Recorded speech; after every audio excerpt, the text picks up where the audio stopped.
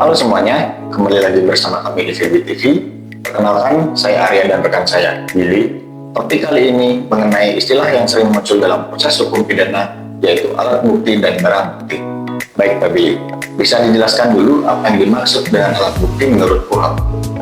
Alat bukti diatur dalam pasal 184 ayat 1 KUHP yang menyebutkan bahwa alat bukti yang sah meliputi pertama, keterangan saksi, kedua, keterangan ahli, ketiga, surat, keempat, petunjuk, kelima, keterangan terdakwa. Artinya, alat bukti adalah segala sesuatu yang memiliki kekuatan hukum untuk membuktikan kesalahan atau tidak salahan seseorang dalam proses peradilan pidana. Kalau begitu, bagaimana dengan barang bukti? Barang bukti diatur dalam pasal 39 ayat 1 KUHP, yaitu segala benda yang satu, benda berwujud yang berupa A. Benda yang digunakan dalam melakukan tindak pidana atau untuk mempersiapkannya. B. Benda yang dipakai menghalang-halangi penyidikan. C. Benda yang dibuat khusus atau diperuntukkan melakukan tindak pidana. D. Benda-benda lainnya yang mempunyai hubungan langsung atau tidak langsung dengan berlakunya tindak pidana. Kemudian yang kedua, benda tidak berwujud berupa tagihan yang diduga berasal dari tindak pidana.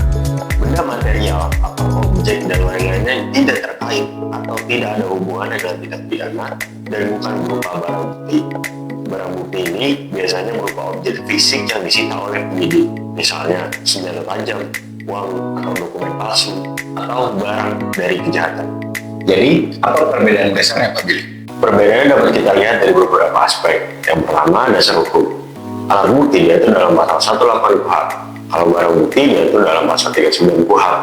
Kemudian kita lihat dari aspek sifat. Alat bukti bersifat non-fisik berupa keterangan atau data. Barang bukti bersifat fisik berupa bendanya. Kemudian fungsi. Kalau alat bukti membuktikan perbuatan pidana melalui keterangan hukum. Kalau barang bukti menunjukkan keterkaitan benda dengan tindak pidana. Kemudian pelaku yang berwenang. Kalau alat bukti, hakim dalam proses pembuktian. Kalau barang bukti, penyidik untuk disita dan diamankan. Bagi yang terakhir ada contoh, kalau misalkan alat bukti, contohnya adalah keterangan saksi, rekaman, CCTV, dan surat. Kemudian kalau barang bukti, itu ada pisau, uang, atau hasil korupsi, atau bahkan narkotika. Baik, kalau persamaannya apa Pak Billy? Keduanya sama-sama memiliki fungsi pembuktian dalam perkara pidana. Tujuannya adalah membantu hakim menemukan kebenaran material, yaitu benar atau tidaknya terdakwa melakukan tindak pidana yang didakwakan. Bisa diberi contoh nyata ya Pak Billy? Misalnya dalam kasus pencurian, barang bukti seperti sepeda motor, kunci palsu, pakaian yang digunakan saat kejadian. Kalau alat bukti berupa keterangan saksi, rekaman CCTV, pengakuan terdakwa. Keduanya digunakan bersama-sama untuk memperkuat pembuktian di pengadilan. Jadi, bisa disimpulkan bahwa alat bukti dan barang bukti sama-sama penting, tapi berbeda dalam bentuk dan perannya ya? Betul sekali Pak ya.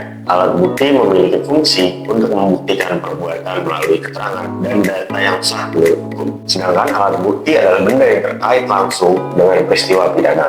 Keduanya saling melengkapi dalam proses penegakan hukum pidana. Terima kasih Pak Billy atas wawasan yang sangat bermanfaat. Semoga ini bisa menambah pemahaman kita semua. Nah pemirsa, jika Anda mengalami persoalan serupa atau ingin berkonsultasi lebih lanjut mengenai masalah hukum, Anda bisa mengunjungi kami di www.firbilawfirm.com dan www.konsultasihukum.co.id. Sekian, terima kasih.